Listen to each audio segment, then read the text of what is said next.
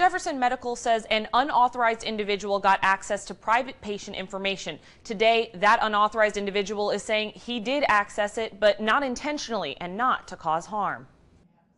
Chris Vickery does a lot more than Google when he searches the internet. I find things that are publicly available on the internet that should probably not be publicly available.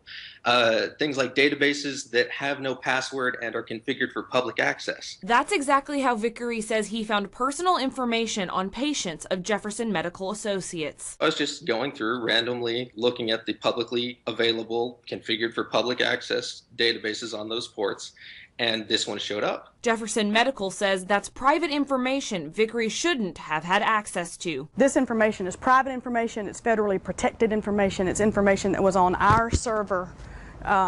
This individual accessed it without our permission.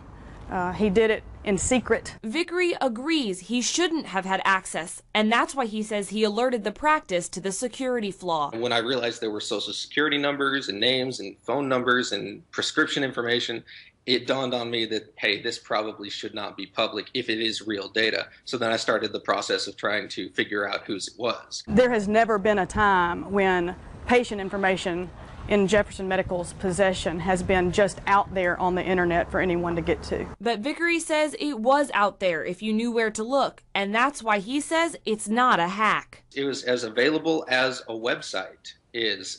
There was nothing to hack. There simply was no password, no username, no security features of any sort being used. He says he didn't steal, sell, or use that information at all, but Jefferson Medical says it's upping security to make sure no one else can in the future. Moving forward, Jefferson Medical says it's reported the breach to the U.S. Department of Health and Human Services. That's a requirement under HIPAA. Gilchrist says an internal and a law enforcement investigation is ongoing. She couldn't say if Vickery could face criminal charges, but he says he doesn't think there's a criminal penalty since it wasn't actually a hack.